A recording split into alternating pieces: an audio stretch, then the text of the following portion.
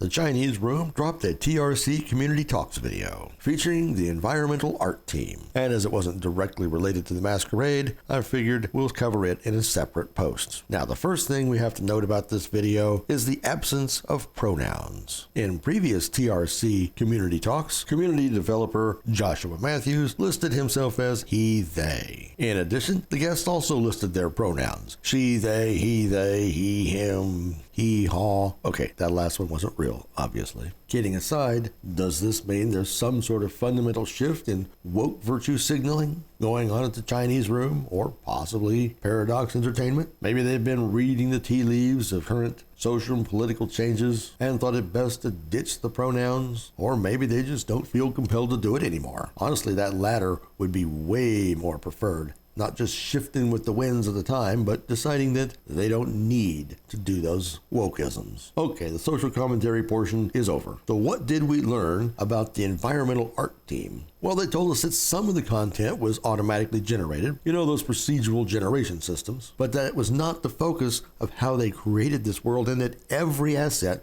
was touched by the art team. And it sounded like those items were touched in a significant way. If I'm not reading too much into this, they would use these generation systems to create buildings. I mean, who wants to create a skyscraper and draw 400,000 little squares for windows? But you go in and you make that building look individual and distinct after the fact. Now that is a good use of automation. Assuming they do this correctly, I certainly applaud the use the tools to do the grunt work and then have your high-speed art team make it look awesome and give it that individualized human touch. They also focused on making everything distinct within each of the sections of the city. They called out more than once that they tried to make sure every area was distinct, that you knew when you were in downtown versus uptown, the industrial sector, or financial. They wanted to make sure that the player saw landmarks, architecture, and lighting, among other things. All of this to ensure that the player always knew where they were. They also mentioned that they were conscious of making these areas full of content, and they did not want you running across building roofs that all looked the same and all were boring. They did not want space for the sake of having space and a large map just so they could say they had a large map. And they made reference to the maps in the original Bloodlines: Santa Monica, Uptown, Chinatown, Hollywood, how those maps were all very distinct and had their own quests. They tell us that their maps are much larger, and that's good, and that they wanted each of these zones to be its own character. They further explained, though they didn't give any examples, of how they did not want to handhold the player. This is a ladder you can jump on. This is a hole you can jump in. And if the gameplay footage that was being shown is any indication, you don't have any of that horrible glowy stuff saying,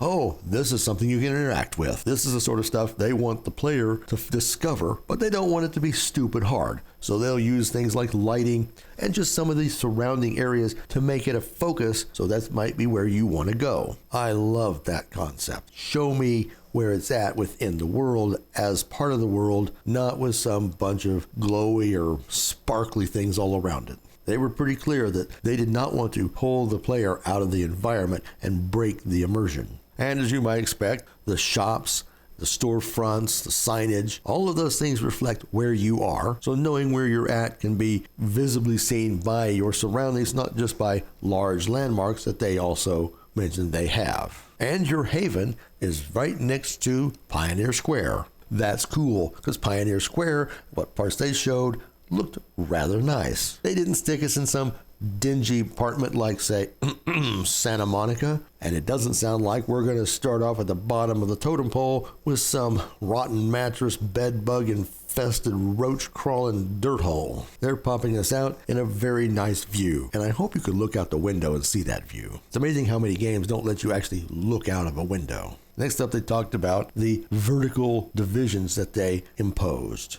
Street level, that's the human world where if you're wandering around, you have to be very mindful of the masquerade. And then you move into those dark areas where the masquerade still counts, but you have a little more freedom But then as you move up those buildings and up higher rooftop to rooftop, you're now in a vampire zone. Free feed. Use your powers, go bananas. And you can also use those rooftops to stalk your prey. Find what you want, jump down, and start vacking up the red stuff. The devs also mentioned how they spent a lot of time iterating. It was very important to them for us not to be stuck in one spot. Everything kind of clumped up here. You have this nice big zone, but no reason to go look around that zone. They made deliberate choices of where they placed your clan contacts and where they placed quests, so to give the player reasons to explore the entire map. Yet, make sure that it feels right, so that you didn't have two factions that were, say, at each other's throats, but they wanted to space them out so that it felt more logical. And some of their reasoning was based off where you end one set of quests and where you start another. The idea was not to make the player traverse the entire map to do something new. You can if you need to, but if one thing can flow into the next, that's what they tried to do. And talking about traversing maps, they did not want the maps so huge and so featureless that you got sick of going across them. Their intent was to make you want to be on that map, want to explore that map, but when you're done, you can traverse it rather quickly and not be stuck using a huge time sink just getting from point A to point B. They did not, however, talk about fast travel. Now, environmental artists might not have anything to do with that, but no one even brought that up as a possibility. I do wonder if maybe once you've opened up a shop or something here and there, you can fast travel, or the level's considered compact enough that that's not an issue. And they mentioned a few times how they want player to explore. They want you to want to do that, to look in these nooks and crannies, but not to make it overly cumbersome so that it'd be a thing you just kind of say, meh, I don't care. One thing they didn't talk about is if the world is destructible in any way, nor did they talk about how densely populated with quests areas might be. They did say there was an awful lot of iteration with the design teams, the narrative teams, etc., and everyone to try to find out what should be best placed everywhere. And as I mentioned earlier, they are very aware of the need to make these areas handcrafted, unique, and truly interesting for the player.